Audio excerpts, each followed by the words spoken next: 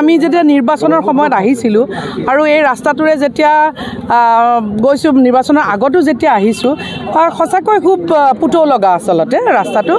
আৰু নিৰ্বাচনৰ সময়ত যেতিয়া মুখ্যমন্ত্ৰী মহোদয় আহিছিল গতিকে কৈছে আমাৰ এয়া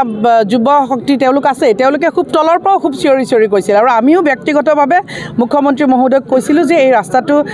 ধৰি দিব লাগে কাৰণ বহু লোকৰ এই ৰাস্তাটোৰে তেওঁলোকৰ আহা কৰে গতিকে আজি আপোনালোকে দেখিলেই যে খুব কম সময়ৰ ভিতৰতে এই ৰাস্তাটো শুভাৰম্ভণি হ'ল আৰু আশা কৰিছোঁ যে এটা 8 কিলোমিটাৰ দৈৰ্ঘ্যৰ প্ৰায় 8 কিলোমিটাৰ দৈৰ্ঘ্যৰ এটা ৰাস্তা আৰু প্ৰায় 9 কোটি টকাৰ এটা অনুদান আৰু আশা কৰিছোঁ যে ৰাইজৰ উন্নয়ন হ'ব আৰু খুব কম সময়ৰ ভিতৰত আমি এই বকো-ছয়গাঁও সমষ্টিৰ কাৰণে বহু এনে ধৰণৰ সুন্দৰ আঁচনি ইতিমধ্যে হাতত লোৱা হৈছে গতিকে আগন্তুক দিনলৈ আপোনালোকে দেখিব পাৰিব যে বহুত ৰাস্তা দলঙকে আদি কৰি বিভিন্ন উন্নয়নমূলক কাম কাজ কৰা হৈছে অতিকৈ বিধ্বস্ত পথছোৱা কি ক'ব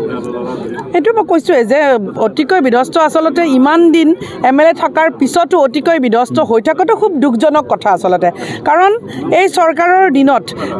যেতিয়া MLA সকলে যি ৰাস্তা ঘাটে ধৰিছে সেয়া কোন দলৰ চৰকাৰ মানে MLA কেতিয়াও আমাৰ চৰকাৰখনে চোৱা নাই কিন্তু তেওঁলোকে এই ৰাস্তাটো ইমান বিধ্বস্ত ৰাস্তাটো তেওঁ কিয় দিয়া নাছিল ইমান দিনে সেইটোৱে খুব চিন্তনীয় বিষয়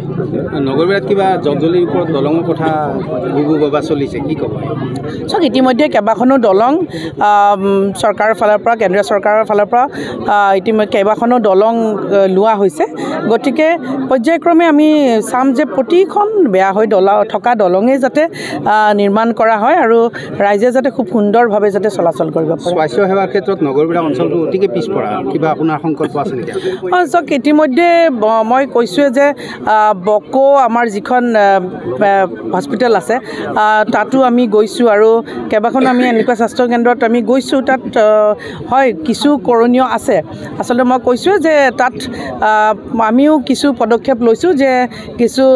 মেচিনৰ তেনেকুৱা ধৰণৰ প্ৰয়োজন আছে গতিকে আমাৰ ফালৰ পৰাও আমি চেষ্টা কৰি আছোঁ যাতে চাৰিওফালৰ পৰা স্বাস্থ্য তাৰপিছত গোটেই ৰাস্তা ঘাট গোটেইখিনি সামৰি যাতে এটা খুব ভাল পৰিৱেশ এই সমষ্টিৰ লোকসকলেও যাতে পায় তাৰ কাৰণে সুন্দৰ প্ৰচেষ্টা হাতত লোৱা হৈছে সন্মুখত পঞ্চায়ত নিৰ্বাচন ৰাইজলে কি ক'ব উপহাৰৰ বিনিময় আপুনি বিচাৰিলে চাওক এটা কথা যে ৰাইজৰ আশীৰ্বাদটো লাগিবই আৰু এই আশীৰ্বাদ এনেকুৱা নহয় যে তেওঁলোকে যদি তেওঁলোকৰ প্ৰতিনিধিগৰাকী যিগৰাকীয়ে সঁচা অৰ্থত কাম কৰিব পাৰে সেইটো তেওঁলোকৰ ভালৰ কাৰণে গতিকে আমি আশা কৰিম যে এই পঞ্চায়ত নিৰ্বাচনত তেওঁলোকে এনেধৰণৰ প্ৰতিনিধিসকল যাতে তেওঁলোকে জিকাই আনে যিসকলে তেওঁলোকৰ কাম কৰিব পাৰিব ধন্যবাদ